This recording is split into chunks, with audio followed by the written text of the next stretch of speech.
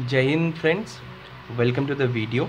और आज हमारा सबसे पहला जो चैप्टर है वो है state physical policy and inclusive growth का। और इसमें हम सबसे पहले देखेंगे स्टेट के फाइनेंसेस के बारे में। सबसे पहले हम जान लें कि सोर्सेज ऑफ स्टेट फाइनेंसेस होती क्या है, स्टेट अपनी जो अर्निंग्स है वो कैसे करती है। तो सबसे पहला जो इनका सोर्स होता है वो होता है टैक्सेस के थ्रू, जिसे हम कहते हैं टैक्सेस रेवेन्यूज़। और टैक्सेस भी आपके दो प्रकार के हो सकती हैं। स्टेट या तो अपने टैक्सेस पॉलिसीज़ लगाएं या जो यूनियन टैक्सेस पॉलिसीज़ है उधर से कुछ शेयर्स लें। तो ये दोनों चीज़ें होती हैं और इनको हम रखते हैं टैक्स रेवेन्यूज़ में। सेकंड है नॉन टैक्स रेवेन्यूज़। ऐसे सारे रेवेन्यूज़ जो टैक्सेस के पॉलिसीज़ के अलावा आए उन्हें हम क्या कहेंगे, नॉन टैक्स रेवेन्यूज़। तो they can be dividends, profits and fees. Okay, then there is grants from the union government. Grants from the union government include certain kinds of a help from the union government in certain situations, like the disaster relief grants, the local bodies grants and the revenue deficit grant. States जब भी कोई revenue deficit अगर उनको experience होता है तो union government क्या कर सकती है, उनका हेल्प वो कर सकती है। अच्छा, अब की हाइलाइट्स पे अगर हम देखें कि स्टेट्स के फाइनेंशियल कंडीशंस क्या रहा स्टेट्स का इस पूरे बीते एक साल पे, तो आप देखोगे कि there is a consolidation of the gross physical deficit. यहाँ पर हमने फिजिकल डेफिसिट में कुछ इम्प्रूवमेंट्स देखी हैं। ज़रूरी नहीं है कि फिजिकल डेफिसिट बिल्कुल ख़त्म हो गया, ऐसा नहीं है, पर हमने यहाँ पर इम्प्रूवमेंट्स देखा है। ये पहला चीज़ आपको याद रखना है कि there is an improvement. Second is there the combined debt to GDP ratio of the states are higher than what was recommended by the NK Singh committee. NK Singh committee ने रिकमेंड करी थी कि आप 20% जो है वो स्टेट्स अपनी डेट टू जीडीपी रेशियो को 20% के अंदर अंदर लाकर सीमित करेंगे। पर ऐसा देखा जा रहा है कि ये अभी तक सीमित नहीं हो पाया है और ये अभी भी कितना है, 31% है। तो आपको याद क्या रखने की ज़रूरत है कि एनके सिंह कमेटी ने एक 20% की लिमिट बताई थी किसको, स्टेट्स को 2022-2023 तक अपने डेट टू जीडीपी रेशियो को कम करने की। What is debt to GDP ratio? Debt to GDP ratio is simple कि आपने कितना बोरो करा है in context of what is your GDP, कि आपका जीडीपी कितना है और उसके संदर्भ में आपने कितना बोरोइंग्स करा है। तो ये जो बोरोइंग्स है वो आप या तो बॉन्ड से कर सकते हो, बॉन्ड्स इशू करके, या तो आप मार्केट से कर सकते हो। मार्केट से करने का मतलब है या तो बैंक से आप ले सकते हो या फिर आप ले सकते हो NBFCs से। ठीक है, आगे बढ़ते हैं। उसके बाद तो देर थर्ड नंबर पॉइंट, ये सेकंड नंबर था। थर्ड नंबर पॉइंट में क्या हो रहा है कि interest payments to revenue receipts are increasing steadily. Now this one is very important term.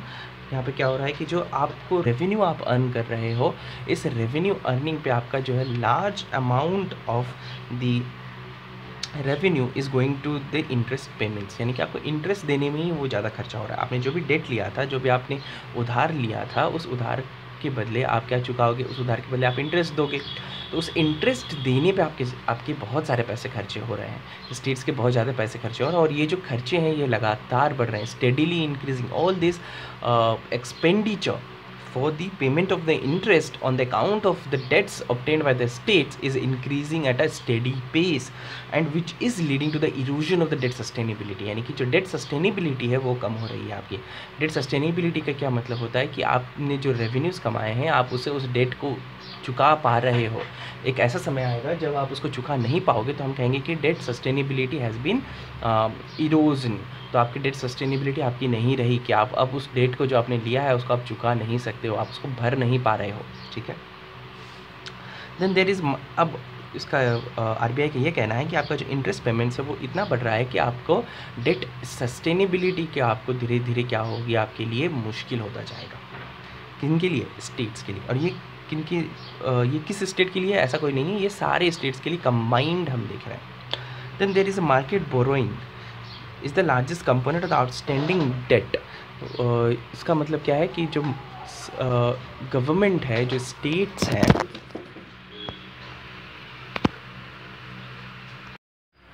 so there is also revenue loss upon the local authorities.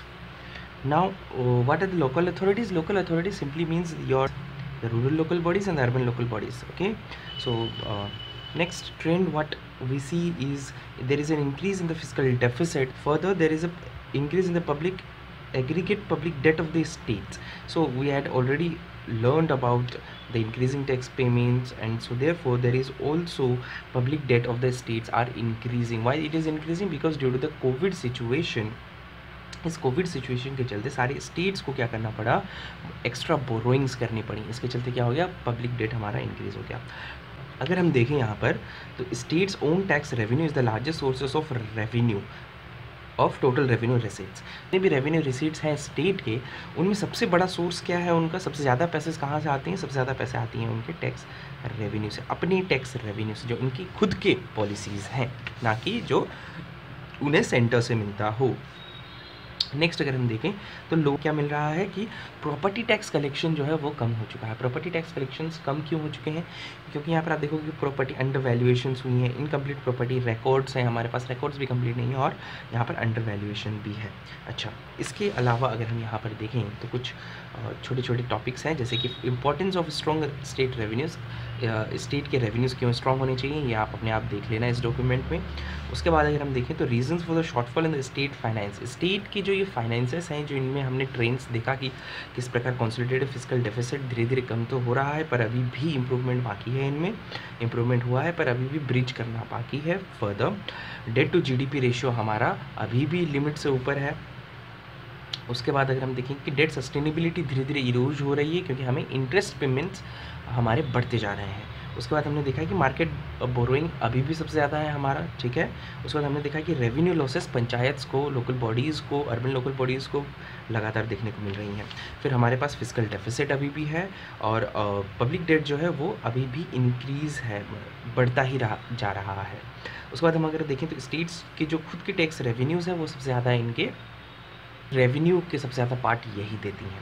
अच्छा, अगर रीजंस देखें for shortfall in state finances, कि state के जो finances हैं उसमें अभी भी क्यों हमें फिस्कल डेफिसिट देखने को मिल रहा है, क्यों हमें लॉस इन रेवेन्यूज़ देखने को मिल रहा है, तो उसके कुछ कारण यहाँ पर बताए गए हैं।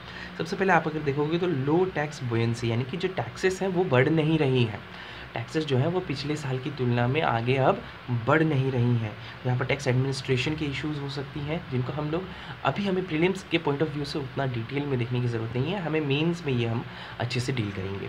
उसके बाद है shortfall in the tax collections due to COVID lockdowns, जो कोविड के टाइम पर लॉकडाउन्स हुए, जिनके चलते बहुत सारे गुड्स एंड सर्विसेज नहीं बन पाई, नहीं प्रोड्यूस हो पाई, तो उन पर हमें टैक्सेशंस भी नहीं मिले, तो इसके चलते भी हुआ है। Reduction in the share of the untied funds in the central transfers to states, 15th finance commission था, उन्होंने रिकमेंड करा है 41% आपको ट्रांसफ़र करना है। तो ये जो ट्रांसफ़र्स हो रही हैं, इनमें बहुत सारे जो हैं वो अनटाइड, ये जो ट्रांसफ़र्स होती हैं ये अनटाइड हो सकती हैं या टाइड हो सकती हैं। अनटाइड मतलब है कि जो स्टेट्स को फ्रीडम होता है कि आप उसको कैसे भी यूज़ कर सकते हो। States have the freedom to use as per their choices, but untied freedom जो भी है, जो अनटाइड फ्रीडम है वो जो अनटाइड ट्रांसफर्स हैं उनमें स्टेट को फ्रीडम होती है, और जो टाइड ट्रांसफर्स हैं ये बंधे हुए ट्रांसफर्स हैं। बंधे हुए इन द सेंस कि the center puts many restrictions and conditions on the expenditure of these funds, यानी कि इस फंड्स को आपको अगर खर्चा करना है तो आपको इन्हीं कैटेगरीज में करना है या इन्हीं तरीके से करना है, ये ऐसा प्रेस्क्रिप्शन दिया जाता है इनको। ये प्रेस्क्रिप्शन कौन देता है? ये सेंट्रल गवर्नमेंट देती है। तो अभी देखा जा रहा है कि पिछले कुछ सालों में, पिछले कुछ टाइम में ये जो अनटाइड फंड्स जो ट्रांसफ़र किए जाते थे, जो फ्रीडम वाले फंड्स थे, जो फंड्स विद नो रेस्ट्रिक्शंस थे, इनमें कमी आई है। उसके बाद अगर हम देखेंगे तो growing cesses and surcharges in gross tax revenues, तो मतलब इनका जो दायरा है वो बढ़ता जा रहा है। तो जो सेसेस और सरचार्जेस होती हैं ये यूनियन गवर्नमेंट को, जनरली यूनियन गवर्नमेंट को ट्रांसफ़र की जाती है। तो इसके चलते क्या होता है? इसके चलते स्टेट्स पर असर पड़ता है, स्टेट्स के रेवेन्यूज़ पर असर पड़ता है, स्टेट के टैक्सेशन रिसीट्स पर असर पड़ता है। उसके बाद अगर हम देखें तो लो कैपिटल एक्सपेंडिचर फ्रॉम स्टेट्स, तो स्टेट्स भी कैपिटल एक्सपेंडिचर कम कर रही हैं, यानी कि कैपिटल एक्सपेंडिचर में मतलब बहुत ड्यूरेबल एसेट्स कम बना रही हैं। तो इसके चलते भी लॉन्ग टर्म एसेट हमारे पास नहीं है, जिसके चलते लॉन्ग टर्म अर्निंग्स जो हमारे पास आनी चाहिए थी वो नहीं आ पा रही हैं, ठीक है।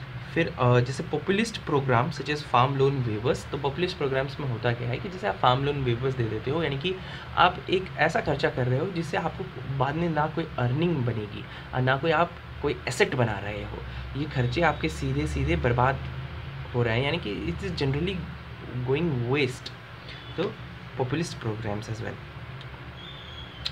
Then there is a power debt restructuring schemes, जो भी बहुत सारे अभी डिस्कॉम्स को, डिस्ट्रीब्यूशन कंपनीज़ को रिस्ट्रक्चर करने के लिए, उनको सपोर्ट करने के लिए, जैसे उदय स्कीम लेकर आया, उनके बॉन्ड्स इशू हुए बहुत सारे, तो यहाँ पर स्टेट्स ने उधर भी अपने पैसे को डाइवर्जन करा, तो उसके चलते यहाँ पर भी रेवेन्यूज़ में बहुत सारे हमारे पास शॉर्टफॉल्स हुए, जिनका ये डाइवर्जन के चलते जिस प्रोडक्टिव कामों पे हम लगा सकते थे पैसा, वो हमने लगाया नहीं। ठीक है, श्रिंकिंग रेवेन्यू ऑटोनॉमी, और यहाँ पर रेवेन्यू ऑटोनॉमी भी क्या हो रही है, स्टेट्स की कम हो रही है। किस प्रकार से कम हो रही है, या तो कुछ डिवोल्यूशंस किए जा रहे हैं टू द लोकल बॉडीज़, तो लोकल बॉडीज़ का टैक्स करने की क्षमता बढ़ रही होगी उधर, या तो फिर आप देखोगे कि स्कीम्स सच एस GST जो हमने लगाया है, वहाँ पर बहुत सारे स्टेट्स के जो टैक्सेशन पावर्स थे वो चले गए हैं, GST के अंडर सब्ज्यूम हो गए हैं। ठीक है, अच्छा, अब ये जो स्टेट्स के जो भी रेवेन्यूज़ आ रही हैं, तो ये रेवेन्यूज़ में किनका शेयर किस किस प्रकार से है, हम ये देखना चाहेंगे। तो अगर आप यहाँ पर आप देखोगे कि जो भी टोटल रेवेन्यू रिसीट्स हैं, उनमें सबसे ज़्यादा अगर आप देखोगे तो टैक्स रेवेन्यूज़ ही है, जो सबसे ज़्यादा है वो टैक्सेशंस के चलते हमारे पास आ रही है। और ये जो टैक्सेशंस हैं, इनमें भी किसके चलते आ रही है, सबसे पहले तो ओन टैक्सेशंस, तो जो own tax receipts revenue receipts हैं वो सबसे ज़्यादा है। उसके बाद हम देखेंगे कि सेंट्रल टैक्सेस, जो शेयर इन सेंट्रल टैक्सेस है, जो स्टेट्स डिमांड्स ओवर द, जो स्टेट का डिमांड होता है सेंटर के टैक्सेशंस पर, वो सेकंड नंबर पे है हमारा। थर्ड पे जो है वो ग्रांट्स है, और फोर्थ पे है जो नॉन टैक्स रेवेन्यूज। तो स्टेट्स के रेवेन्यू रिसीट्स में सबसे कम हिस्सेदारी किसकी है, सबसे कम कंट्रीब्यूशन कौन कर रहा है, वो है टैक्स, नॉन टैक्स रेवेन्यू। ठीक है, और सबसे ज़्यादा कौन कर रहा है, उनके खुद के टैक्स रेवेन्यूज़। अच्छा, इन पे भी अगर हम कोई ट्रेंड देखें तो आप यहाँ पे देख सकते हैं कि स्टेट्स ओन टैक्स रेवेन्यूज़, ये जो स्टेट के खुद के टैक्स रेवेन्यूज़ हैं, ये बीच में बढ़े थे फिर कम हो गए, तो इनमें कोई भी स्टेडीली इंक्रीजिंग या स्टेडी डिक्रीजिंग कंडीशन यहाँ पर अप्लाई नहीं होती है, इस पर कोई भी ऐसा ट्रेंड हमें देखने को नहीं मिलता है। पर अगर आप वहीं पर देखें, अगर शेयर इन सेंट्रल टैक्सेस, जो ये वाली पार्ट है, यहाँ पर आप देखोगे कि ये 22.02% था, और फिर 22.36% आया, फिर 27.89% आया। तो यहाँ पर आप देख सकते हो कि एक स्टेडीली इंक्रीजिंग कंडीशन है। और यहाँ पर अगर अच्छे से देखो कि ये शेयर इन सेंट्रल टैक्सेस बढ़ा क्यों, क्योंकि आप देखोगे कि GST आया यहाँ पर, ये 2010 से 15 के बाद की बात है, तो यहाँ पर, और यहाँ पर भी 15 के 20 की बात है। आप 15 के 20 में आप देखोगे कि ये ड्रास्टिक इंप्रूवमेंट है। ये ड्रास्टिक इंप्रूवमेंट क्यों है, क्योंकि GST के अंदर चला गया है, बहुत सारे टैक्सेस जो स्टेट के टैक्सेस उसमें चले गए हैं, और GST के थ्रू, GST से जो भी टैक्सेशन कलेक्शंस करती है सेंटर, वहाँ से फिर वो बांटती है स्टेट्स को, तो इसलिए इसका जो है परसेंटेज बहुत ही ज़्यादा बढ़ चुका है। States own non tax revenues के भी ट्रेंड देखें तो ये स्टेडीली डिक्रीजिंग आप जरूर बोल सकते हो, स्टेडीली डिक्रीजिंग। उसके बाद ग्रांट्स फ्रॉम दी सेंटर, जो सेंटर के द्वारा ग्रांट्स हैं, उनमें भी ऐसा कोई ट्रेंड नहीं है, तो इसको भी ज़रूरत नहीं है। मैक्स टू मैक्स आप याद रखना है, तो आपको ये याद रखना है कि जो सेंट्रल टैक्सेस में जो स्टेट्स का शेयर है वो स्टेडीली इंक्रीज हुआ है। Steps taken by centre and RBI to support states, तो जो स्टेट्स को सपोर्ट करने के लिए कुछ स्टेप्स ली गई, वो क्या क्या ली गई। Reform limit additional borrowing space, तो यहाँ पर एक एडिशनल बोरोइंग स्पेस दिया गया है। एंड अगेन यहाँ पर अगर आप देखो तो this is not untied, this is Tide.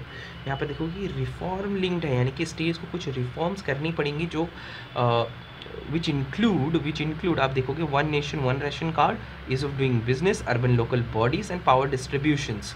तो यहाँ पर इनको जो स्टेट्स हैं, इनको क्या करना पड़ेगा, इन चीज़ों में कुछ रिफॉर्म्स करनी पड़ेंगी। Second, there is a special assistance to states for capital expenditure, यहाँ पर कुछ कैपिटल एक्सपेंडिचर करने के लिए कुछ एडिशनल असिस्टेंस दिया गया। उसके बाद हेल्थ सेक्टर में भी हमने कुछ पैसे दिए।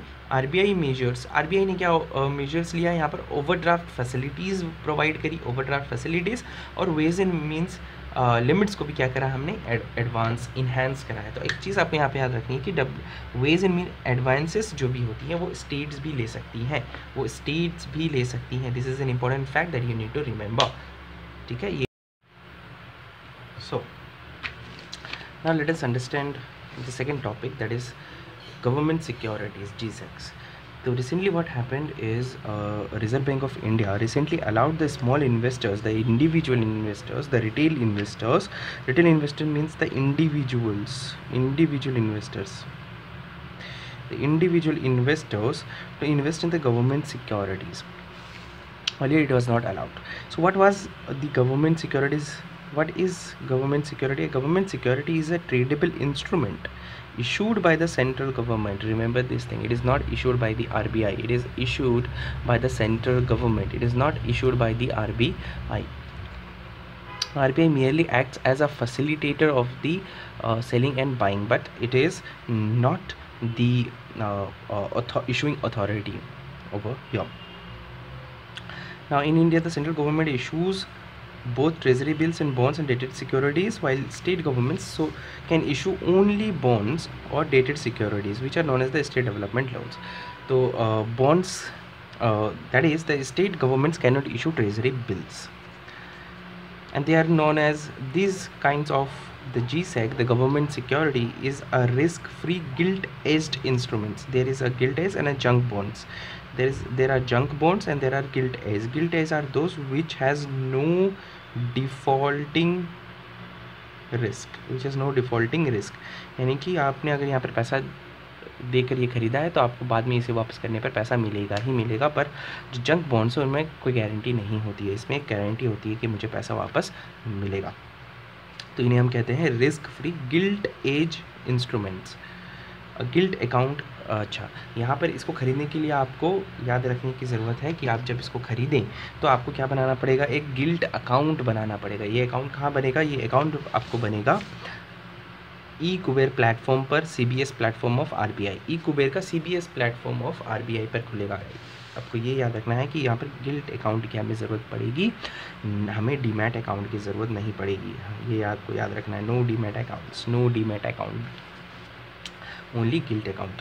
अच्छा, ये गिल्ट अकाउंट डीमैट अकाउंट होता क्या है, अगर इसको हम इन शॉर्ट एनालॉजी के थ्रू समझे कि जैसे आपको बैंक में पैसे रखने के लिए बैंक अकाउंट की ज़रूरत होती है, उसी तरह आपको स्टॉक्स खरीदने के लिए स्टॉक्स को कहीं पर जमा करके रखना होगा। जैसे आप पैसे को जमा करने के लिए आपके पास बैंक अकाउंट्स होती हैं, उसी तरह स्टॉक्स को जमा करने के लिए आपके पास डीमैट अकाउंट होता है। उसी प्रकार आपके बॉन्ड्स को जमा करने के लिए आपके पास होना चाहिए गिल्ट अकाउंट। ठीक है, आपको ये याद रख लेने वाली बात है। चलिए, तो GSEC के बारे में तो आपको पता ही होगा कि GSEC दो तरीके की हो सकती हैं। एक हो सकता है ट्रेजरी बिल्स, दूसरा हो सकता है डेटेड सिक्योरिटीज़। तो ट्रेजरी बिल्स जो कि 1 साल से कम टाइम के लिए होती हैं और इनमें कोई भी इंटरेस्ट नहीं मिलता है और ये जीरो कूपन बॉन्ड इसीलिए कहलाती है। ये लोग ये जो टी बिल्स हैं, इनमें कोई भी इंटरेस्ट आपको नहीं मिलता है। आपको क्या होता है कि टी बिल्स, अगर 100 रुपये का टी बिल है तो वो उसे आप इशू जो जिस समय किया जाता है, जब बेचा जाता है तो उसे 95 रुपीज़ में वो बेच देते हैं, और जब इसका टाइम ख़त्म हो जाता है तो ये 100 रुपये में वापस वो लोग ख़रीद लेते हैं इसे, या फिर वापस ले लेते हैं और आपको 100 रुपये थमा दिए जाते हैं। तो इनमें कोई भी इंटरेस्ट रेट नहीं मिलता है, ये फेस वैल्यू से डिस्काउंट पर इशू होते हैं। और वहीं पर आप अगर डेटेड सिक्योरिटीज़ की बात करें तो इनमें कूपन रेट्स होती हैं, यानी कि ये लोग इंटरेस्ट दे सकते हैं, और ये जो इंटरेस्ट रेट है दे कैन बी फिक्स्ड, एक फिक्स्ड इंटरेस्ट रेट होगा, या फिर it can be a changing interest rate, कि वो इंटरेस्ट रेट 2 साल बाद कुछ और होगा, 1 साल बाद कुछ होगा, और इस प्रकार से वो चेंजेस भी हो सकती हैं। अच्छा, GSEC के कुछ बेनिफिट्स क्या हैं। ये पहला बेनिफिट है कि ये कोलैटरल, एज अ कोलैटरल हम इसको यूज़ कर सकते हैं और फंड्स को बोरो कर सकते हैं हम। खासकर बैंक्स ऐसा करती हैं रेपो मार्केट्स में, या बैंक्स या फिर और भी दूसरे क्लाइंट्स RBI की इसको एज अ कोलैटरल यूज़ करती हैं और फंड्स बोरो करती हैं। दूसरा, अट्रैक्टिव यील्ड्स हमें मिल सकती हैं इनसे। अच्छा, RBI को लिक्विडिटी मैनेजमेंट में भी ये हेल्प करती है। आपको पता होगा कि जो RBI करती है, OMOs जो ओपन मार्केट ऑपरेशंस करती है, वो भी किसके थ्रू करती है, वो GSEC को खरीद कर बेच कर करती है। उसके बाद आप मैक्सिमम सिक्योरिटीज़, क्योंकि यहाँ पर सॉवरेन गारंटी होती है। उसके बाद आप देखोगे तो ये there is a risk free and there is a simultaneous transfers, यानी कि तुरंत के तुरंत ट्रांसफ़र हो जाता है आपका। जैसे कि आप अगर देखोगे कि शेयर मार्केट्स में क्या होता है, जब आप ट्रेडिंग करते हो तो T+1 डे का अभी तो नियम लगा है कि T+1 डे में आपको सेटलमेंट करना है, कि लेना देना जो भी खरीद बिक्री हुई है, इसको आप मतलब जिस दिन हुआ है उसको छोड़कर एक दिन एक्स्ट्रा आप ले सकते हो। पर यहाँ पर क्या होता है, साइमल्टेनियस ट्रांसफर्स होती हैं, कि आपने अभी पैसे दिए और आपको तुरंत के तुरंत वो शेयर्स, वो बॉन्ड्स मिल गए, वो सिक्योरिटीज़ मिल गई। उसके बाद आपके पास फ्लेक्सिबिलिटी है आपके पास, कि आप 90 डेज़ का चाहो तो आप 91 days, sorry not 90 days, 91 days का आप चाहो तो 91 डेज़ का आप खरीद सकते हो। आप चाहो 182 डेज़, 364 डेज़ से लेकर के, अगर आप टी बिल्स से लेकर के अगर आप बॉन्ड्स भी देखो तो आप 40 साल तक के बॉन्ड्स आप खरीद सकते हो। और ऐसा नहीं है कि जो G-Secs हैं वो कम्प्लीटली रिस्क फ्री है। देखिए एक तरीके से वो रिस्क फ्री नहीं भी है। किस प्रकार से नहीं है? पहला तो वही कि लिक्विडिटी रिस्क है, वो खरीदना नहीं चाहता है बॉन्ड, तो आप बॉन्ड लेकर बेचोगे किसे? आपको टिल मैच्योरिटी वो होल्ड करके रखनी पड़ेगी, तो ये एक रिस्क है आपके पास। दूसरा है मार्केट रिस्क की। तो जो अगर मार्केट्स में क्या होता है कि बॉन्ड यील्ड्स अगर कम हो जाती हैं तो भी आपको नुकसान है, बॉन्ड यील्ड्स ज़्यादा हो जाती हैं तो भी आपको नुकसान है, क्योंकि आपने अगर पहले से ख़रीद कर रखा है बॉन्ड्स और आपने कम यील्ड पे ख़रीदा है, पर अभी बॉन्ड्स की यील्ड्स बढ़ गई हैं तो आपको वो बेचना पड़ेगा। जब आप उसे बेचोगे तो वो कम दाम पे बिकेगा। पहला रिस्क तो ये है। दूसरा रिस्क क्या है कि आपने कम दामों पर बॉन्ड्स को ख़रीद रखा है, तो फिर आपको हो सकता है कि वो दूसरा लोग कोई ख़रीदे नहीं और उसे मैच्योरिटी तक होल्ड करना पड़ जाए। तो मैच्योरिटी रिस्क है, मार्केट रिस्क है, लिक्विडिटी रिस्क इधर भी है, तो risk are there. Now coming back to the current affair was कि आरबीआई का जो रिटेल डायरेक्ट स्कीम है, तो इस रिटेल डायरेक्ट स्कीम में ये जो बॉन्ड्स इशू होंगी, ये जो G-Secs इशू होंगी, ये कौन करेगा? RBI. Issuing platform e-Kuber CBS platform of RBI है, ये कोर बैंकिंग सोल्यूशन प्लेटफॉर्म है आरबीआई का। तो यहाँ से सारे ऑक्शंस के थ्रू होंगी, ये यहाँ पर आपको याद रखना है कि ये ऑक्शंस के थ्रू होंगी और इनमें इंडिविजुअल कैन पार्टिसिपेट। और ऐसा नहीं है कि जिन्होंने ई-कुबेर प्लेटफॉर्म पे अकाउंट नहीं बनाया तो वो पार्टिसिपेट नहीं कर सकते, वो भी पार्टिसिपेट कर सकते हैं। Non e-Kuber members can participate, Kuber members can participate, but उनके पार्टिसिपेशंस के लिए कुछ प्राइमरी डीलर्स की हमें ज़रूरत पड़ेगी, जिसको कहते हैं इन्वेस्टमेंट बैंकर्स। यही होती है इन्वेस्टमेंट बैंकर्स, प्राइमरी मेंबर्स जो भी हैं, और शेड्यूल कमर्शियल बैंक्स के थ्रू ये लोग इन्वेस्ट कर सकते हैं, डायरेक्टली इन्वेस्टमेंट्स नहीं कर सकते। तो ये लोग जो हैं, ये लोग ई-कुबेर प्लेटफॉर्म पर रजिस्टर्ड होंगे और आप इनके थ्रू, और नॉन ई-कुबेर वाले जो है आपको इनके थ्रू आना पड़ेगा। Clearing agency, clearing corporation of India, जो क्लियरिंग एजेंसी की कौन होगी? जो ये लेन देन हो रहा है, ये सच्चाई से हुआ है, ये कितना हुआ है, किसने कितना खरीदा, किसे कितना मिलना चाहिए, ये सारा जो भी कुछ करेगा वो करेगा clearing corporation of India limited. बस यही जानने की ज़रूरत है इसमें। इसके बाद अगर आप देखोगे तो कुछ और इनिशिएटिव्स हैं जिनके कुछ इम्पैक्ट्स हम पढ़ लेते हैं यहाँ पर। सबसे पहले आप देखोगे ये जो डायरेक्ट स्कीम है, इसका ये जो डायरेक्ट स्कीम है, इंडिविजुअल इन्वेस्टर्स आप प्राइमरी ऑक्शंस कर सकते हो। पहले क्या होता था कि आप प्राइमरी ऑक्शंस में नहीं जा सकते थे, आप सेकेंडरी पर भी आप खरीद बिक्री कर सकते थे, पर उसमें भी बहुत ज़्यादा पैसा लगते थे। पर यहाँ पर प्राइमरी ऑक्शंस आपको अलाउ कर दिए गए हैं और आप यहाँ पर बाय एंड सेल दोनों कर सकते हैं। इस बाइंग एंड सेलिंग पर आपको G-Secs खरीद बिक्री हो सकती है, SDLs हो सकती है, और सॉवरेन गोल्ड बॉन्ड्स, ये भी आरबीआई क्या कर सकती है, आप इसके थ्रू आप इन्वेस्टमेंट्स कर सकते हो इस पर। इसमें कोई फ़ी चार्जेस नहीं है इसको लेने के लिए। आप खरीदने के लिए जो आप खरीदने का पैसा है वो आपको देना होगा, जो ऑक्शन अमाउंट है वो आपको देना होगा, उसके अलावा आपको कोई भी फ़ीस एक्स्ट्रा चार्ज नहीं की जाएगी। अच्छा, ये जो डायरेक्ट स्कीम आई, इसके कुछ बेनिफिट्स होंगी। क्या होगा कि सबसे पहले ब्रॉडन, इन्वेस्टर बेस को ब्रॉडन करेगा, यानी कि जो लोग इन्वेस्ट कर रहे हैं और बढ़ सकते हैं, बढ़ चढ़ कर इन्वेस्टमेंट्स होंगी, तो इन्वेस्टमेंट्स के लिए जो इन्वेस्टमेंट बेस होगा हमारा वो बड़ा हो जाएगा, वो बहुत फैल जाएगा, यानी कि बहुत ज़्यादा लोग इसमें अब इन्वेस्टमेंट करने की ओर भी अग्रसर होंगे। एडिशनल इन्वेस्टमेंट्स भी आपको मिलेंगी, तो हम जो रिटेल इन्वेस्टर्स हैं उनको भी ऑप्शंस मिलेगा कि आप वो बॉन्ड्स में भी जा सकते हैं, वो शेयर्स में भी जा सकते हैं, ठीक है। अच्छा, इसमें लेकिन इसमें एक और बात है कि यहाँ पर स्पेशल टैक्स बेनिफिट्स नहीं मिल रहा है, कोई भी स्पेशल इसमें टैक्स बेनिफिट नहीं है कि आप अगर इसमें इन्वेस्ट करोगे तो हम आपको टैक्स में डिडक्शंस देंगे, टैक्स में कुछ छूट देंगे, ऐसा कुछ भी नहीं है। उसके बाद अगर देखो तो जो फाइनेंशियलाइज डोमेस्टिक सेविंग्स, अब क्या हो रहे हैं कि लोग जो है डोमेस्टिक सेविंग्स करती हैं, यानी कि घर पे ही पैसा रखते हैं या फिर बैंक में रखते हैं, तो उससे उनको कुछ फ़ायदा नहीं होता। पर अगर जब वो लोग बॉन्ड्स मार्केट्स में आएंगे, बॉन्ड्स पे रखेंगे, बॉन्ड यील्ड्स उनको अच्छी मिलेंगी, तो वो लोग ज़रूर चाहेंगे कि जो उनका घर पे पैसा आइडल पड़ा हुआ है वो लोग जाकर उसको इन्वेस्ट करें। तो यहाँ पर क्या होगा कि जो डोमेस्टिक सेविंग्स है वो आइडल नहीं पड़ी रहेंगी, वो भी आपको क्या आएंगे, वो मार्केट में आएंगी, वो भी आपको सरकार को मिलेंगे और उसका भी प्रोडक्टिव यूज़ हो पाएगा। Second program was government securities acquisition program, जिसको हम कहते हैं G-SAP। ये आरबीआई ने करा था, एक्विजिशन करने के लिए। क्या कि बॉन्ड्स को हम क्या करेंगे, हम खरीदेंगे, ठीक है, परचेज ऑफ बॉन्ड्स करेंगे हम लोग। ये किसके लिए करा गया था? ये फाइनेंशियल स्टेबिलिटी इस्टेब्लिश करने के लिए करी गई थी। उसके बाद है लॉन्ग टर्म रेपो ऑपरेशंस भी हुए थे कि लॉन्ग टर्म रेपोज हम करेंगे, क्यों करेंगे, क्योंकि हमें मनी प्रोवाइड करेंगे, किसको, बैंक्स को। We will provide money to the banks. और यहाँ पर हमें कोलैटरल्स चाहिए होंगे, यहाँ पर हमें कोलैटरल्स चाहिए होंगे। अच्छा, लॉन्ग टर्म रेपो में क्या होगा कि कुछ रेपो रेट पे हम लॉन्ग टर्म्स के लिए ऑपरेशंस करेंगे। पर अभी क्या होता था कि रेपो रेट्स आपको कुछ दिन के बाद आपको वो पैसे लौटाने पड़ते थे, पर यहाँ पर क्या होगा कि आप बहुत लंबे समय तक आप वो पैसा रख सकते हो, 1 साल 2 साल 3 साल के लिए भी, और फिर आप वापस करना। ठीक है, तो इससे क्या होगा कि बैंक को क्या मिलेगी, बैंक को लॉन्गर ड्यूरेशन के लिए फंड्स मिलेंगे, बैंक को लॉन्गर ड्यूरेशन के लिए फंड्स मिल जाएंगे। तो जो शॉर्ट टर्म लिक्विडिटी हम लोग करते थे LAF और MSF, इसके अलावा भी एक हमें नया ऑप्शन मिलेगा जिसको हम कहते हैं LTRO के through. Third is the operation twist. ये पहला हमारा था, ये दूसरा, ये तीसरा और ये चौथा। ऑपरेशन ट्विस्ट, ऑपरेशन ट्विस्ट में क्या होगा कि जो RBI है वो लॉन्ग टर्म बॉन्ड यील्ड्स को कंट्रोल करना चाहेगी। और लॉन्ग टर्म बॉन्ड यील्ड्स को कंट्रोल कैसे करेगी, लॉन्ग टर्म बॉन्ड्स को RBI खरीदेगी और शॉर्ट टर्म बॉन्ड्स को वो बेचेगी। तो RBI will sell short term bonds and buy long term bonds. अब जब लॉन्ग टर्म बॉन्ड्स को वो बाई करने लगेगी RBI, तो क्या होगा, the supply of the long term bonds will decrease in the market, and with the decreasing supply, what will happen, their prices will go up, resulting into the decreasing of the bond yields। जो bond yield है वो धीरे धीरे कम हो जाएंगे। Bond के price जब भी बढ़ता है बॉन्ड यील्ड कम होती है, ये हमने पहले भी देखा है या हमने पढ़ा है। ठीक है, तो इसके चलते क्या होगा कि जो सेविंग्स है, जो लोग पहले पैसा बचा कर रखना चाह रहे थे, जो तो यहाँ पर क्या होगा, लेस डिज़ायरेबल होगा ये।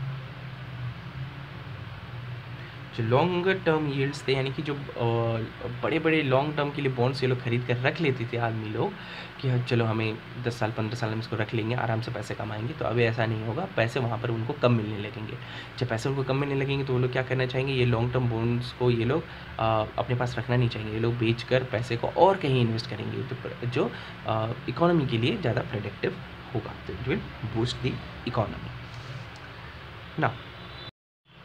एक और रिलेटेड न्यूज़ क्या है कि जो इंडियन गवर्नमेंट सिक्योरिटीज़ हैं ये ग्लोबल बॉन्ड इंडेक्स को ज्वाइन करने वाली हैं। तो इससे हमारे पास क्या बेनिफिट्स हैं, सबसे पहला है कि ये फॉरेन इन्फ्लूज़ को अट्रैक्ट कर सकती हैं, यानी कि जो भी फॉरेन इन्वेस्टर्स हैं वो जनरली कैसे इन्वेस्ट करते हैं कि वो इंडेक्सेस पे देखते हैं कि ये कंट्री का जो बॉन्ड मार्केट है वो कैसा है। हमारे अगर जो हमारा बॉन्ड मार्केट है अगर वो लिस्ट हो जाए इंडेक्स पे, तो यहाँ पर हमारी बॉन्ड मार्केट के बारे में जो जानकारी है वो बाहर तक पहुंचेगी और वहाँ इसके हिसाब से वो अट्रैक्ट कर सकती है, पहला चीज़। दूसरा चीज़ क्या है कि reducing pressure on the banks. तो इंडिया में जो भी होता है, जो बोरोइंग्स है वो लार्जली डिपेंडेंट ऑन बैंक्स, तो ये जो प्रेशर है बैंक पर, ये इसको भी ईज़ करेगी धीरे धीरे। और ये जो एक और प्रेशर है कि बैंक्स ही ज़्यादातर बॉन्ड्स को खरीदती हैं, बैंक्स को ही ज़्यादातर बॉन्ड्स खरीदना पड़ता है, तो ये ऐसा नहीं करना पड़ेगा। बैंक्स भी अपने इन्वेस्टमेंट एवेन्यूज़ को डाइवर्सिफाई कर सकती हैं। दो चीज़ यहाँ पर हो सकती हैं। तीसरा है जो goodwill for Indian bonds markets, यानी कि इंडियन बॉन्ड मार्केट्स का नाम बढ़ेगा धीरे धीरे, नाम बहुत ही प्रख्यात हो सकता है, तो ये भी एक बेनिफिट यहाँ पर हो सकता है। तीसरा चीज़ है कि स्टेबिलिटी टू INR मिल सकता है। Stability help government in its market borrowing programs, और गवर्नमेंट को भी हेल्प कर सकती है ये मार्केट बोरोइंग प्रोग्राम्स में, कि गवर्नमेंट ने भी बॉन्ड इशू करा और बाहर से पैसे आ गया, उनको बाहर से मिल गए, तो उनके लिए भी ये फ़ायदा ही होता है। चलिए अब यहाँ पर हम देखेंगे कि ownership of the Indian government bonds, किसने कितने इंडिया में इंडियन गवर्नमेंट बॉन्ड्स को किसने कितना होल्ड करके रखा हुआ है। तो कमर्शियल बैंक सबसे ज़्यादा करती है, then insurances and then reserve bank. तो आप देखें रेट्रोस्पेक्टिव टैक्सेशंस, इंडिया ने रिसेंटली रेट्रोस्पेक्टिव टैक्सेशंस पर अमेंडमेंट करी हैं, और this is the taxation law amendment 2021। इसमें हुआ क्या है, जो इनडायरेक्ट असेट ट्रांसफ़र होता था, जो इनडायरेक्ट ट्रांसफर्स होता था इंडियन असेट्स का, इस पर इन्होंने क्या करा है कि आप 2012 से पहले आप अगर करते हो तो they are not taxable, but after 2012 आपने अगर करा है तो मस्ट बी पेड, तो आप यहाँ पर टैक्सेस देने पड़ेंगी। तो जो 2012 का जो डेट है ये आपको याद रखना है कि 2012 के पहले आप अगर इनडायरेक्ट ट्रांसफ़र करते हो असेट्स का, तो आप आप में टैक्सेशन नहीं लगाएंगे हम, चलो आप माफ़ कर देंगे हम टैक्स, लेकिन इसके लिए कंडीशन है कि आपको जो भी अपील आपने फाइल करा होगा, जो भी आपने केसेस फाइल करी होंगी हमारे खिलाफ, आपको इसको विथड्रॉ करना पड़ेगा। ठीक है, तो इससे फ़ायदा क्या होगा, इससे एक चीज़ क्या होगी कि आपके पास ट्रांसपेरेंसी बढ़ेगी, ठीक है, स्टेबिलिटी बढ़ेगी और एक प्रिडिक्टेबल टैक्स रिजीम आएगा। Predictable tax regime in the sense कि गवर्नमेंट कभी भी अपनी मनमर्जी से कोई भी ऐसा कानून नहीं लाएगी और ये नहीं कहेगी कि चलो जो आपने पिछले बार जो भी किया उसके लिए आप टैक्स चुकाओ, ऐसा अब नहीं होगा। तो यहाँ पर एक प्रिडिक्टेबिलिटी लाने के लिए इन्होंने करा है और इसके चलते क्या हो सकता है, इन्वेस्टमेंट्स हमारे बढ़ सकती हैं। तो इन्वेस्टमेंट्स लोग, प्रिडिक्टेबिलिटी बढ़ेगी, स्टेबिलिटी बढ़ेगी, ट्रांसपेरेंसी बढ़ेगी, तो यहाँ पर लोग ज़्यादा इन्वेस्ट करने को चाहेंगे और हमारे पास इम्प्रूव्ड इन्वेस्टमेंट्स हो सकती हैं। अब जो नेक्स्ट टॉपिक है वो है ग्लोबल मिनिमम कॉर्पोरेट टैक्स। इस कॉन्सेप्ट है ग्लोबल मिनिमम कॉर्पोरेट टैक्स का। इसमें इसको जानने से पहले एक छोटा सा एक कॉन्सेप्ट जान लें कि जो कंपनीज़ हैं वो अपनी जो कॉरपोरेशंस हैं, जो अपनी कंपनीज़ है, फर्म्स हैं, उनको ऐसे छोटे छोटे कंट्रीज़ पे शिफ्ट करती हैं, अपने प्रॉफिट्स को ऐसे छोटे छोटे कंट्रीज़ पर शिफ्ट करती हैं। वो करती हैं कि जहाँ पर उनके लिए टैक्सेस बहुत कम होते हैं, ठीक है, जैसे 1% 2%, जैसे कि केमन आइलैंड्स पे आप देख लोगे तो ये 1% 2% वाले कंट्रीज़ पर ही वो शो करती हैं कि हमने इतना प्रॉफिट करा है, इतना ये करा है, और वहाँ पर वो बहुत कम मिनिमम टैक्स देकर वो पीछा छुड़ा लेती हैं। तो इन चीज़ों को रोकने के लिए जो इक्विटेबल डिस्ट्रीब्यूशन ऑफ कंपनीज़ नहीं हो रही थी, प्रॉफिट्स नहीं हो रहे थे, जो जहाँ पर जैसे कि इंडिया पर आप देख लो तो फेसबुक, अमेजन, ये सारी कंपनीज़ इंडिया में बहुत सारा काम करती हैं, पर यहाँ पर इनका जो टैक्सेशन लायबिलिटीज़ है बहुत ही कम रखती हैं ये लोग। तो इन चीज़ों को रोकने के लिए हम लोगों ने पूरी वर्ल्ड साथ में आई और इन्होंने G20 और OECD ने मिलकर एक 2 पिलर प्लान बनाया है।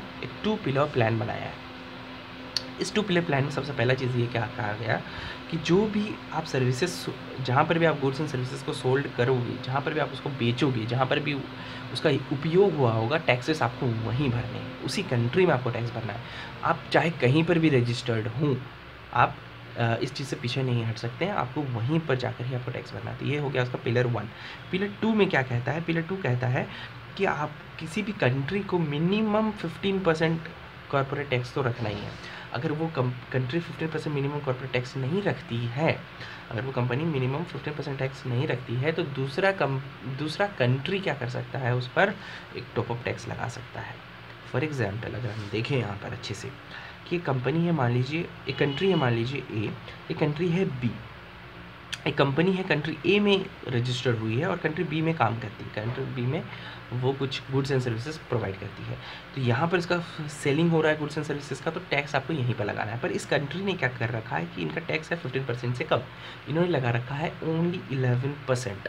तो अब इस पिलर के हिसाब से, इस पिलर रूल के हिसाब से होगा क्या, ये जो कंट्री है ए, यहाँ पर एक टॉपअप टैक्स लगा देगी 4% का, क्योंकि ये 11% है, ये 15% से कम है। कितना कम है, ये 4% कम है। तो ये जो कंट्री ए है, ये जो 4% बचा हुआ है, ये इसको टॉपअप के रूप में ये लगा लेगी उस कंपनी पे। तो कंपनी को 11% टैक्स भरना पड़ेगा कंट्री बी में और 4% टैक्स भरना पड़ेगा कंट्री ए में। तो कुल मिलाकर ये 15% टैक्स हो गया। तो अब यहाँ पर अगर आपको ध्यान दीजिए तो यहाँ पर आपको क्या हो रहा है कि टैक्स शेयरिंग हो रहा है। यहाँ पर अगर आप ध्यान दोगे अच्छे से तो आपको यहाँ पर दिखेगा कि टैक्स शेयरिंग्स हो रही हैं। कंट्री ए को मिला 11%, कंट्री ए को मिला 4% और कंट्री बी को मिला 11%। तो यहाँ पर टैक्स शेयर होते हैं, ठीक है। अच्छा, तो इसके इम्प्लीकेशंस इंडिया पे क्या पड़ेंगी, इंडिया पे इम्प्लीकेशंस हम देखते हैं। सबसे पहला जो है, इसको बेनिफिट हो सकता है इंडिया को क्यों बेनिफिट होगा, क्योंकि जो 50% से ऊपर ही है हमारे पास टैक्स, अभी 21.5 या 23% अराउंड है, ये मुझे ऐसे फिगर याद नहीं और आपको भी याद रखने की ज़रूरत नहीं है। तो क्या है कि India is likely to benefit as our effective domestic rate is above the threshold. पहली बात तो हमें उतनी दिक्कत नहीं होगी, हम इन्वेस्टमेंट आराम से अट्रैक्ट कर सकते हैं उस समय भी। दूसरा क्या हो सकता है, एक दिक्कत हो सकती है कि हमने जो डिजिटल टैक्सेस लगा रखी हैं, जो इक्वलाइजेशन लेवी हमने लगा रखा है 2% का, वो हमें क्या करना पड़ेगा, वो हमें वापस लेना पड़ेगा। कब तक वापस लेना पड़ेगा, 2023 तक, ठीक है। तो यहाँ से हमारे जो रेवेन्यूज़ है थोड़ा कम हो सकता है। और एक चीज़ क्या हो सकती है कि यहाँ पर हमारे पास और भी रेवेन्यूज़ हम लूज़ कर सकते हैं। किसके चलते लूज़ कर सकते हैं, कि हमें टैक्सेस को शेयर करना पड़ेगा। We have to share our taxing rights, ठीक है। चलिए उसके बाद हम देखते हैं non tax revenues.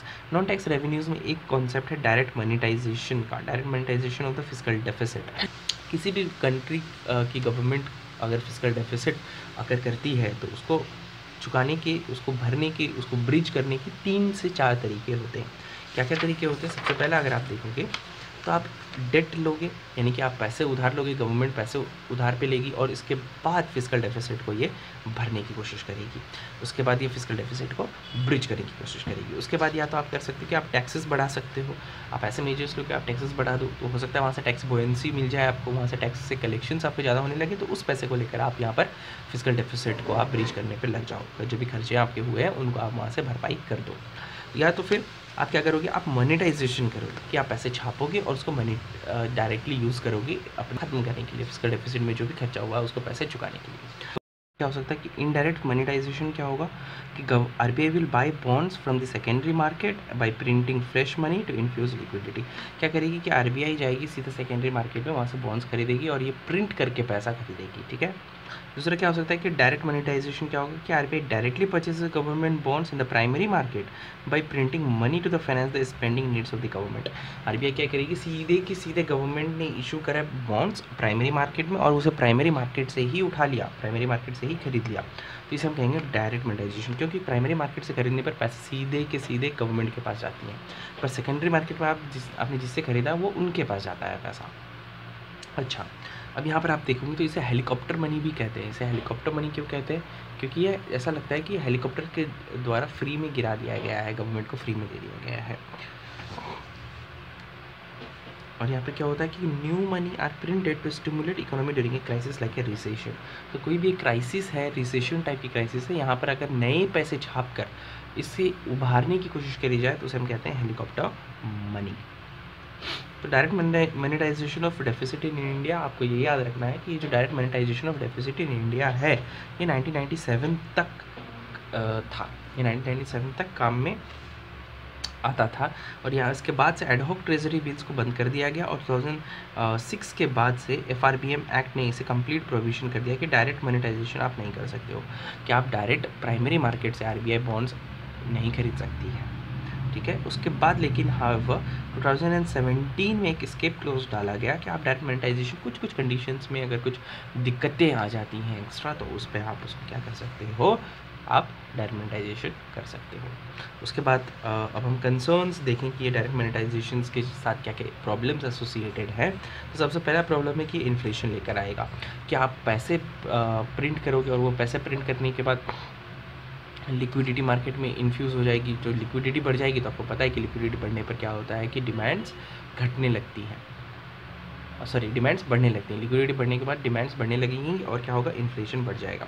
Erodes the credibility of RBI की क्रेडिबिलिटी भी घट जाएगी। क्यों? क्योंकि ये मॉनेटरी और फिस्कल पॉलिसी ये दोनों मैनेज करने लगा, ठीक है। कैसे कि मॉनेटरी तो वो बैलेंस कर ही रहा है अपने ओमोस के थ्रू। दूसरा कि फिस्कल पॉलिसी यानी कि फिस्कल डेफिसिट जो हो गया उसको भी ये ब्रिज करने की कोशिश कर रहा है, उसको भी भरने की कोशिश कर रहा है। यहाँ पर इसकी क्रेडिबिलिटी खत्म हो जाएगी। दूसरा क्या है, हर्ट फिस्कल प्रूडेंस, यानी कि क्या होगा, यहाँ पर गवर्नमेंट क्या करेगी, फिस्कल कंसोलिडेशन पे ध्यान नहीं देगी, फिस्कल कंसोलिडेशन पे ध्यान नहीं देगी, वो तो पैसे छापती जाएगी और इसको खर्चे करती जाएगी। तो क्या होगा, इन्फ्लेशन, हाइपर इन्फ्लेशन होने लगेगा, ठीक है। उसके बाद इनइफेक्टिव टू इंक्रीज लिक्विडिटी, तो ये जो लिक्विडिटी है इसको भी इंक्रीज़ नहीं कर पाएगी। क्यों? क्योंकि कभी कभी क्या होगा कि ये जो भी गवर्नमेंट आपको पैसे प्रिंट करेगी तो ये बाय एंड लार्ज क्या होगा, बैंक्स में जाकर एंड अप करेगा। और ये जो बैंक हैं यही लोग जब तक आगे पैसे को नहीं बढ़ाएंगे तो लिक्विडिटी इंक्रीज़ नहीं होगी, ठीक है। तीसरा उसके बाद जो है डेप्रिसिएशन ऑफ करेंसी, जितनी होगा जितनी ज़्यादा करेंसी की मार्केट में करेंसी बढ़ती जाएगा, जितना ज़्यादा फ्लो बढ़ेगा करेंसी का, उतना ही ज़्यादा ये इन्फ्लेशन होगा, उतना ही ज़्यादा करेंसी की किसी भी चीज़ को खरीदने की क्षमता कम होती जाएगी। और जैसे क्षमता कम होती जाएगी हमारा इंपोर्ट्स को पैसे हमें ज़्यादा देने पड़ेंगे, और इंपोर्ट्स को पैसे ज़्यादा देने पड़ेंगे तो हमारा क्या होगा, धीरे धीरे फॉरेक्स भी कम हो सकता है ना, धीरे धीरे हमें फॉरेक्स का यूज़ करना पड़ सकता है, तो फॉरेक्स भी कम हो सकता है। तो लार्ज बाय एंड लार्ज 1991 जैसे कंडीशंस बन सकते हैं और ये हो सकता है balance of payment crisis. Next topic is the national monetisation pipeline.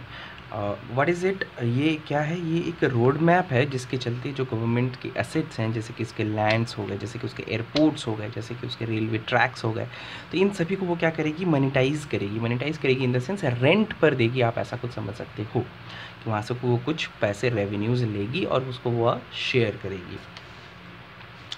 तो ये सबसे पहले कि किस रिसिप्ट्स में आएगा, ये देखोगे आप नॉन डेट, क्योंकि इसमें गवर्नमेंट ने कोई भी बॉन्ड इशू नहीं करे, कोई भी उधारियाँ नहीं करी, पर इसके अलावे भी ये चीज़ हमें रिसीव हुआ, तो इसे हम कहेंगे नॉन डेट कैपिटल रिसीट। क्यों हुआ कैपिटल रिसीट? क्यों हुआ? क्योंकि इसमें जो गवर्नमेंट के कैपिटल एसेट्स हैं, जो भी long term capital durable assets हैं, उनका यूज़ किया गया है, तो इसलिए से कहेंगे हम नॉन डेट कैपिटल रिसीट्स। और इसमें क्या होगा, government will remain the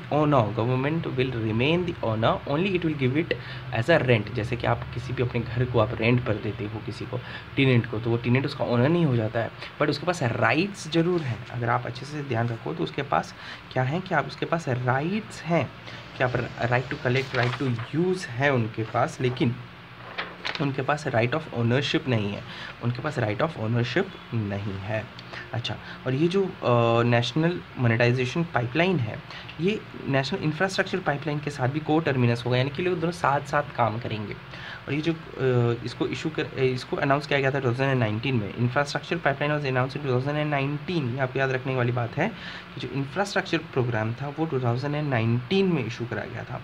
infrastructure programme था वो 2019 में इशू करा गया था, and which says about total infrastructure investments. ये टोटल इन्वेस्टमेंट करना चाहता है, इंफ्रास्ट्रक्चर पाइपलाइन क्या करना चाहता है, इन्वेस्टमेंट करना चाहता है। कितनी की? 100 करोड़ की, लगभग 100 करोड़ की, लगभग 100 करोड़ की, 100 करोड़ से ऊपर की।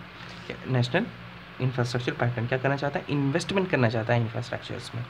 वहीं पर जो अब हम नेशनल मोनेटाइजेशन पाइपलाइन क्या करना चाहता है, इन इंफ्रास्ट्रक्चर्स पे जो हमने इन्वेस्ट करा है, इसका कॉस्ट को हम रिकवर करना चाहते हैं बाय रेंटिंग इट। ये को टर्मिनस हो गए, इंफ्रास्ट्रक्चर हमने बनाया NIP के थ्रू और इसको हमने रेंट पे लगाया NMP के थ्रू।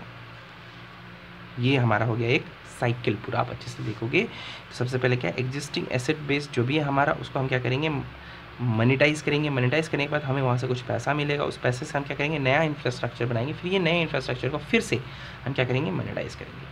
ठीक है, ये इसी तरह ये साइकिल ऐसे घूमती रहेगी। अच्छा, NMP जो है हमारा नेशनल मोनेटाइजेशन पाइपलाइन, ये NMP है हमारे 4 साल पीरियड के लिए, और ये 2022 से 2025 के लिए है। और उसको NMP को बजट 2021-22 में इंट्रोड्यूस करा गया था, और ये जो है ये 4 सालों के लिए बनाई गई है, और ये 2002 से लेकर 2025 तक ये लागू रहेगी। अच्छा, इसमें 5 सेक्टर्स को आइडेंटिफाई किए गए हैं जो कि बहुत ही इंपॉर्टेंट है, जहाँ पर गवर्नमेंट बढ़ चढ़ कर क्या करनी चाहेगी, इसे यूज़ करनी चाहिए, यूटिलाइज़ करनी चाहिए, जहाँ पर 83% आपको वहीं से वैल्यू आएगा। जैसे Railways, roadways, power, oil and gas pipelines and telecom sector. तो आपको इसको याद रखना है, railways, roadways, power, oil and gas and telecom sector, RRPOT, road, railways, power sector, oil and gas sector and telecom sector. उसके बाद तो ये जो NMP हम देंगे, ये जो रेंट पे हम देंगे, तो ये हम जिसे मन उसे नहीं देंगे, हम यहाँ पर इसकी कम्पिटिटिव बिडिंग कराएंगे, उसके बाद ही देंगे। ठीक है। अच्छा,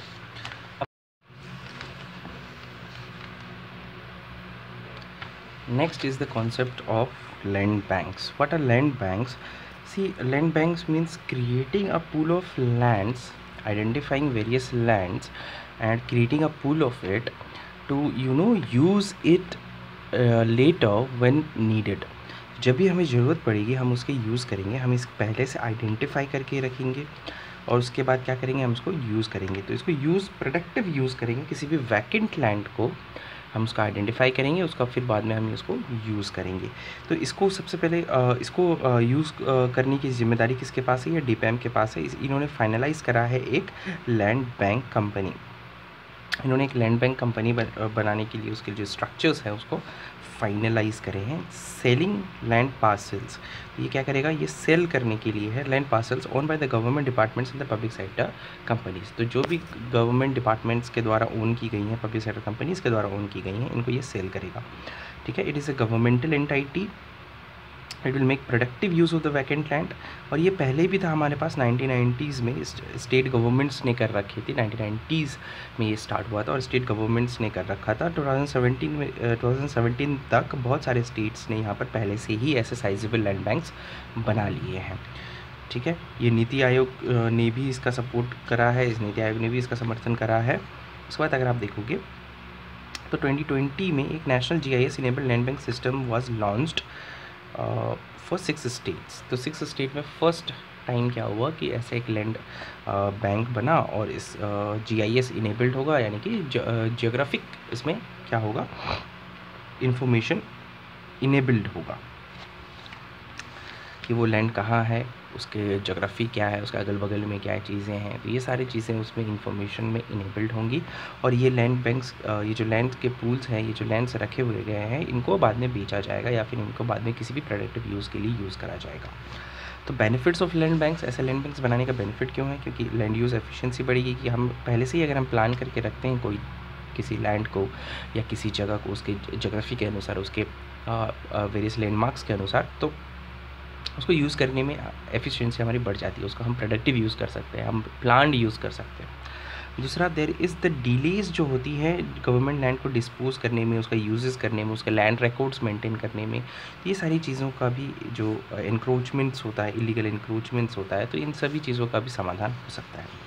इकोनॉमिक ग्रोथ करने में हमें हेल्प करेगा, इन्वेस्टमेंट बूस्ट करने में भी हमें हेल्प करेगा, ठीक है।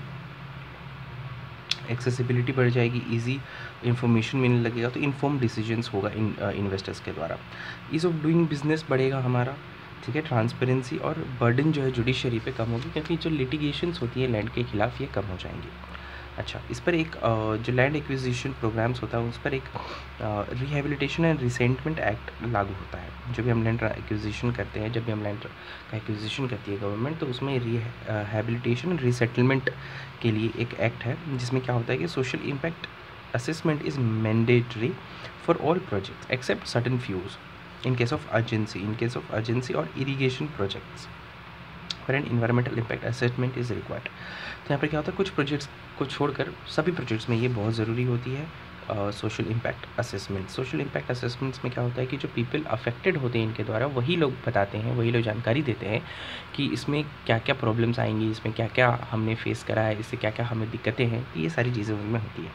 उसके बाद आप देखोगे तो there is a mandatory consent होना चाहिए, किनका 70% अफेक्टेड लैंड ओनर्स का, 70% लैंड ओनर्स का for acquiring land for the public partnerships projects and 80% for acquiring land for the private companies. यहाँ पर एक मैंडेटरी कॉन्सेंट भी हमें लेनी पड़ेगी जब भी हम उनके लैंड को एक्वायर करते हैं। आगे देखेंगे तो आगे एक हमारा कॉन्सेप्ट है इंक्लूसिव ग्रोथ का चैप्टर है, और इसमें सबसे पहला कॉन्सेप्ट है national multi dimensional poverty index. Remember the national word here, it is released by NITI Aayog and it is the first ever आपको याद रखना है, ये पहला national multi dimensional poverty index है। It is launch by NITI Aayog. अच्छा, तो इस national multi dimensional poverty index में क्या क्या हमने देखा है कि इसमें जो 2 एडिशनल इंडिकेटर्स डाले गए हैं, इसमें antenatal care and bank accounts, ठीक है, ये आपको याद रख लेना है। अच्छा, उससे पहले अगर हम इसको पढ़ने से पहले हम पढ़ लेते हैं कि मल्टी डायमेंशनल पॉवर्टी इंडेक्स होता क्या है। तो it is N index launched by UNDP and OPHI। तो आपको UNDP अगर ऑप्शंस में आता है तो UNDP आप करेंगे। उसके बाद ये 3 मैक्रो डायमेंशंस में इस इंडेक्स को प्रिपेयर करता है। पहला है health, education and then standard of living. ये जो मल्टी डायमेंशनल पॉवर्टी इंडेक्स है, ये 0 और 1 के बीच में वारी करती है, और यहाँ पर वेटेज इक्वल नहीं है, आप देख सकते हैं वेटेज इक्वल बिल्कुल भी नहीं है, ठीक है। अब यहाँ पर हम आते हैं जो national multi dimensional poverty index है बाय नीति आयोग।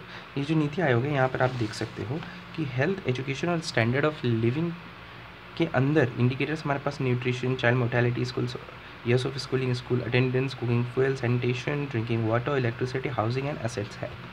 इसके अलावा यहाँ पर 2 और चीज़ों को यहाँ पर जोड़ा गया है, जो कि हमारा है antenatal care and bank accounts.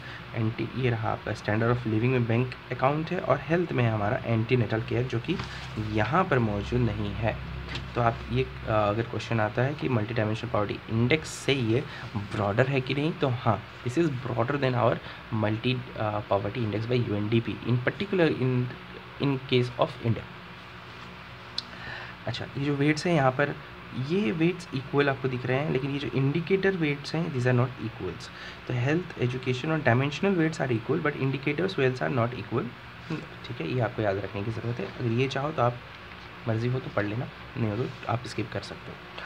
की findings from the national MPI, हमारे पास क्या की फाइंडिंग्स मिले। सबसे पहला आप देखोगे कि ये जो रूरल पॉवर्टी है या rural multi dimensional poverty is higher than urban multi dimensional poverty. तो जो रूरल में पॉवर्टी है वो ज़्यादा है अर्बन के हिसाब से, देख सकते हो आप, अर्बन में कम है, रूरल में ज़्यादा है। और ये जो MPI है 0 to 1 होता है, और highest value implies higher poverty. Higher poverty states कौन कौन से हैं? बिहार सबसे ज़्यादा है, यहाँ पर सबसे ज़्यादा मल्टी डायमेंशनल पुअर लोग हैं। उसके बाद झारखंड है, फिर उत्तर प्रदेश है। लोअर पॉवर्टी स्टेट्स में कौन आता है? केरला, पुडुचेरी एंड लक्षद्वीप। अच्छा, यहाँ पर एक बहुत ही इंटरेस्टिंग फैक्ट है, ये जो बॉम्बे प्लान है it was related to poverty, आपको ये याद रखना है। Bombay plan was related to poverty. National planning commission was also set up in 1938 to dwell upon poverty. ठीक है, फिर है फाइनेंशियल इंक्लूजन। एक और चीज़ यहाँ पर जो इम्पोर्टेंट है वो ये है कि ये जो इस डायमेंशन को प्रिपेयर करने के लिए हमने कैसे पढ़ा कि कोई इम्प्रूव कर रहा है या नहीं कर रहा है, तो उसके लिए हमने एक रेफरेंस पीरियड बनाया 2015-16 which is based upon NFHS, national family health survey. उस पर हमने इंडिकेटर्स रखे, उसको हमने बेस रखा कि इस पर कुछ इम्प्रूवमेंट दिखा कि नहीं, और उसके हिसाब से हमने बनाया है नेशनल पॉवर्टी इंडेक्स। ठीक है, चलो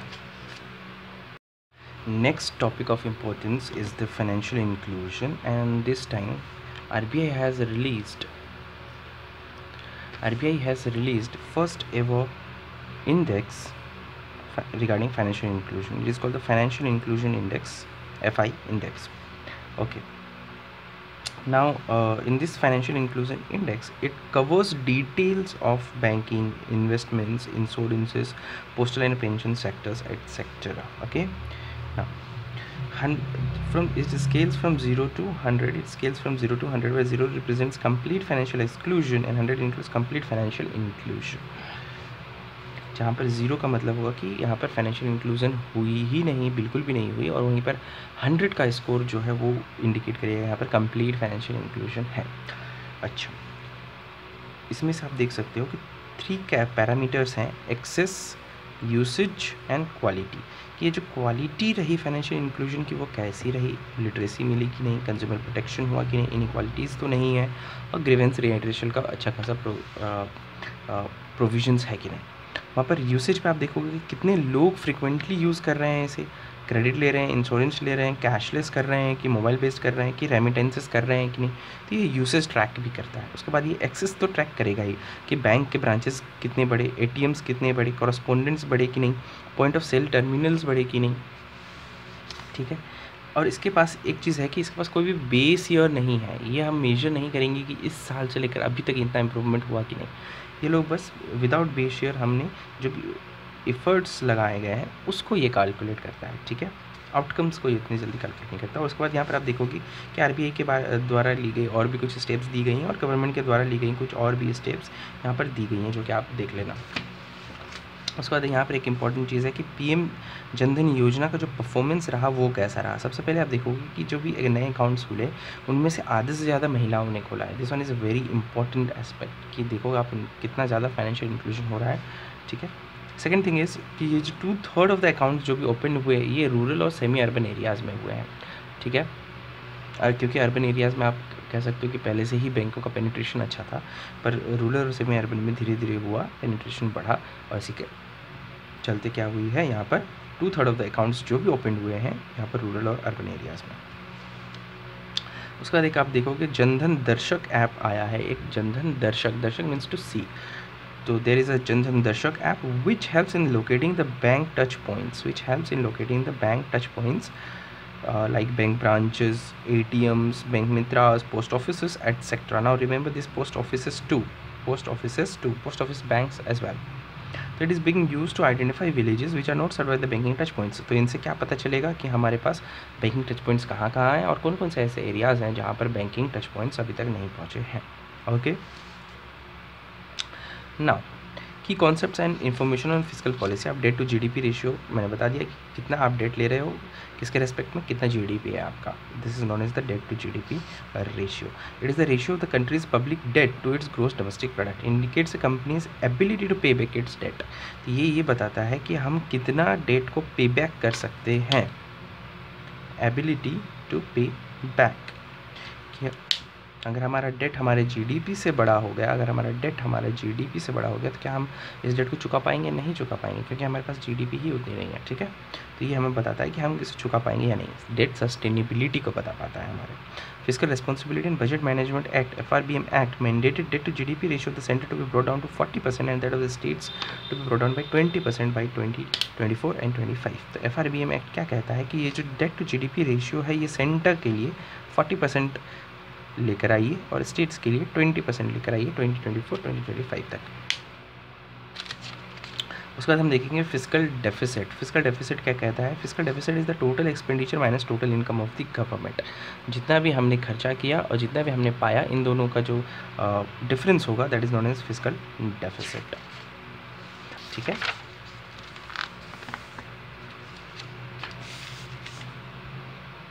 तो यहाँ पर आप अब देखोगे कि strategic sectors under the policy, तो गवर्नमेंट ने एक पॉलिसी बनाई कि जिसमें हम स्ट्रैटेजिक सेक्टर्स को छोड़कर बाकी समय डिसइन्वेस्टमेंट्स करना चाहेंगे। तो उनमें से स्ट्रैटेजिक सेक्टर्स जो गवर्नमेंट ने चून करके रखे हैं, जो चूज़ किए हैं, वो है atomic energy, space and defence, transport and telecommunications, power, petroleum, coal and other minerals, banking, insurance and financial services.